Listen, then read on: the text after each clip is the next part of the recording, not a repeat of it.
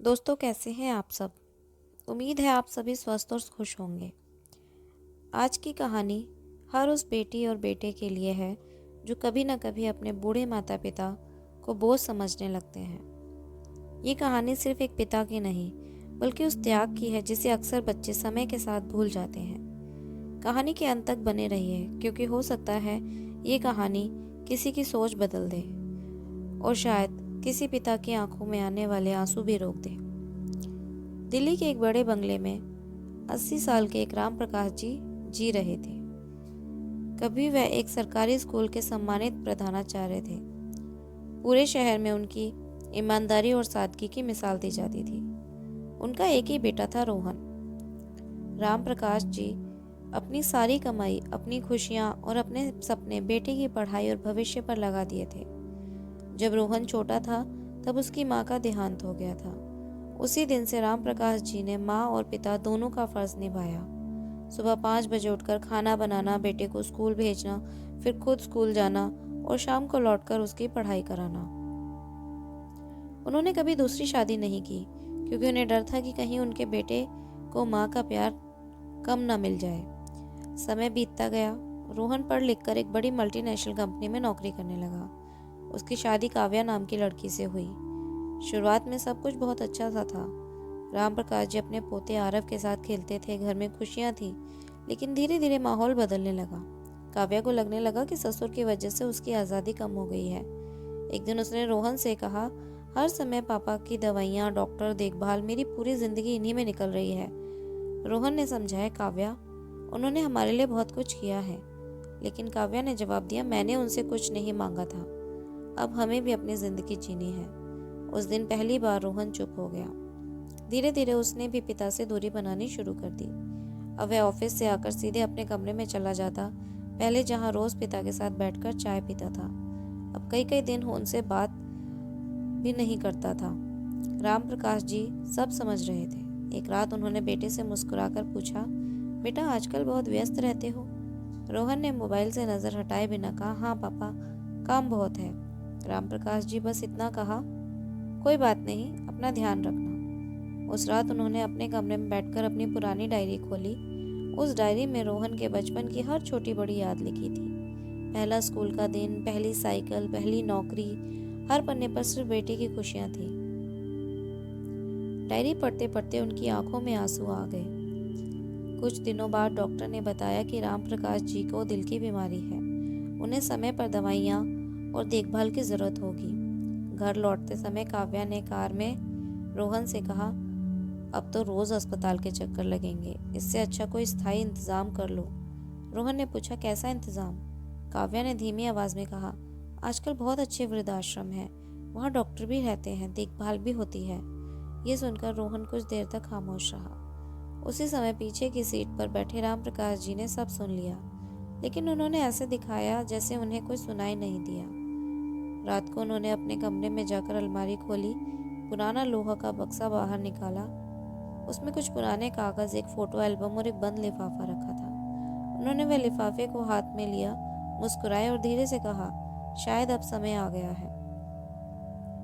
अगली सुबह रोहन ने शहर में एक अच्छे वृद्धाश्रम में फोन करके सारी जानकारी ले ली। उसने अगले दिन पिता को वहां छोड़ने का समय भी तय कर दिया। उधर राम प्रकाश जी ने हमेशा की तरह किसी से कोई शिकायत नहीं की। चुपचाप अपने पोते आरव के साथ खेलते रहे और शाम को मंदिर जाकर लौट आए। रात को उन्होंने रोहन को अपने कमरे में बुलाया, बेटा, कल चलने से पहले मेरी एक आखिरी इच्छा पूरी करोगे। रोहन ने चीखते हुए कहा, जी पापा जी, बताइए। राम प्रकाश जी ने वही पुराने लोहे का बक्सा उसकी ओर बढ़ा दिया। इसमें जो कुछ है, मैं चाहता हूँ कि तुम मेरे जाने के बाद ही देखना, लेकिन अगर तुम्हारे मन कहे तो अभी भी खोल सकते हो। रोहन ने बक्सा खोला। सबसे ऊपर उसकी एक पुरानी फोटो थी जिसमें छोटा सा रोहन अपने पिता के कंधों पर बैठा मुस्कुरा रहा था।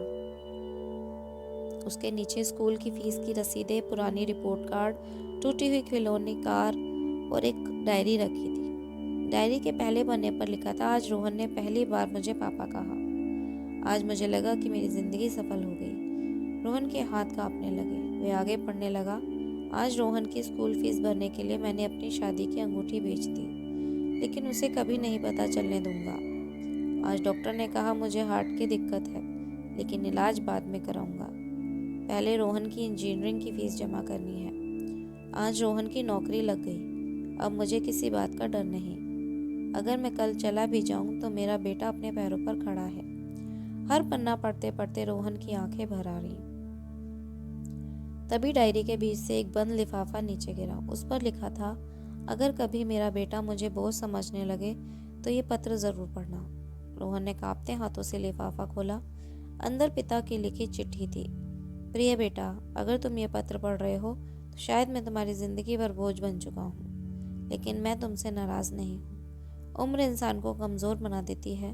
मैंने तुम्हें चलना सिखाया था, इसीलिए अगर आज तुम मुझे सहारा नहीं दे पा रहे हो तो ये मैं तुम्हें दोष नहीं दूंगा। बस एक बात याद रखना, जिस दिन तुम्हारा बेटा बड़ा होगा वह तुमसे वही सीखेगा जो तुम आज मेरे साथ कर रहे हो। मैं वृद्धाश्रम चला जाऊंगा, लेकिन मेरी दुआ हमेशा तुम्हारे साथ रहेगी। खुश रहना बेटा। पत्र पढ़ते पढ़ते रोहन फूट फूट कर रोने लगा। मैं भागकर पिता के पास गया और उनके पैरों में गिर गया। पापा, मुझे माफ़ कर दीजिए, मैं बहुत बड़ा गुनहगार हूँ। राम प्रकाश जी ने उसे उठाया और गले लगा लिया। बेटा, पिता अपने बच्चों से नाराज नहीं होते, बस चाहते हैं कि बच्चे उन्हें भूले नहीं। इतने में दरवाजे पर खड़ी काव्या भी सब सुन चुकी थी। उसकी आंखों में आंसू बह रहे थे। आगे बढ़ी और राम प्रकाश जी के चरणों में झुक गई। पिताजी, मुझे माफ़ कर दीजिए, मैंने आपको कभी समझने की कोशिश ही नहीं की। राम प्रकाश जी ने उसके सिर पर हाथ रख दिया। बेटी, गलती इंसान से ही होती है, उसे मान लेना सबसे बड़ी बात है। उसी समय छोटा आरव दौड़ कर आया। मासूमियत से बोला, दादाजी आप कहीं नहीं जाओगे ना? मुझे रोज़ कहानी सुनाएंगे ना? ये सुनकर पूरे घर में सन्नाटा छा गया। रोहन ने तुरंत वृद्धाश्रम में फ़ोन किया। कहा, मुझे अब किसी कमरे की ज़रूरत नहीं है, मेरे पिताजी का घर उनके बिना अधूरा है। कुछ महीनों के बाद राम प्रकाश जी का जन्मदिन पूरे परिवार ने मिलकर मनाया। रोहन ने सबके सामने कहा, जिस पिता ने मुझे जीवन दिया, मैं उन्हें कभी अकेला नहीं छोड़ूंगा। राम प्रकाश जी की आंखों में इस बार आंसू थे, लेकिन ये आंसू दर्द के नहीं बल्कि सम्मान और खुशी के थे। इस कहानी से ये सीख मिलती है कि माता पिता जब बूढ़े हो जाते हैं तो उन्हें सबसे ज़्यादा दवा की नहीं, अपने बच्चों के समय सम्मान और प्यार की ज़रूरत होती है।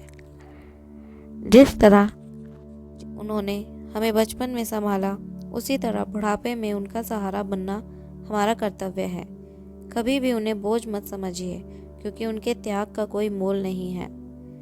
दोस्तों, ये कहानी आपको कैसी लगी हमें कमेंट करके ज़रूर बताइए, और हमारे इस चैनल को सब्सक्राइब ज़रूर करें, और इस कहानी को अपने दोस्तों के साथ शेयर ज़रूर करें। धन्यवाद।